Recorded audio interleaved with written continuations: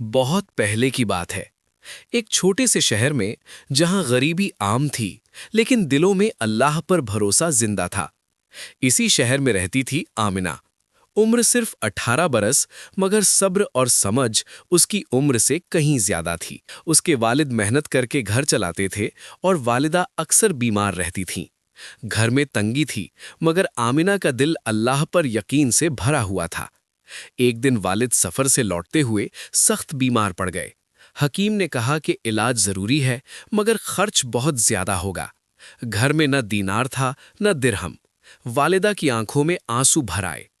आमिना ने अपनी अम्मी का हाथ थामकर कहा, अम्मी, अल्लाह फरमाता है, हर तंगी के साथ आसानी है। उस रात जब सारी दुनिया सो रही थी, आमिना सजदे में थी। तहज्जुद की नमाज, आंखों में आंसू और दिल में सिर्फ अल्लाह।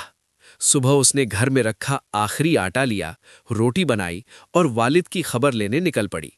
रास्ते में शहर के बाहर एक बूढ़ा मुसाफिर बैठा था, भूखा, कमजोर और लोगों की नजरों से अनदेखा।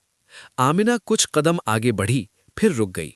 उसके दिल में नबी की बात गूंज उठी, वो मोमिन नहीं जो खुद पेट भरकर सोए और उसका पड़ोसी भूखा रहे। आमिना ने अपनी पूरी रोटी उस बूढ़े मुसाफिर को दे दी। बूढ़े ने कांपती आवाज में दुआ दी, बेटी, अल्लाह तुझे ऐसी जगह से देगा जहां से तूने गुमान भी न किया होगा। खाली हाथ आमिना हकीम खाने पहुंची। दिल डर से भरा था।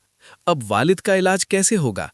लेकिन हकीम मुस्कुराया और बोला, तुम आमिना हो, एक नेक शख्स ने तुम्हारे वालिद के इलाज और दवाइयों का पूरा इंतजाम कर दिया है। थोड़ी देर बाद एक अजनबी आया और बस इतना कहकर चला गया, आज मैंने एक बेटी को तंगी में भी अल्लाह पर यकीन करते देखा था। और उसी पल आमिना समझ गई, अल्लाह की राह में दी गई नेकी कभी जाया नहीं जाती।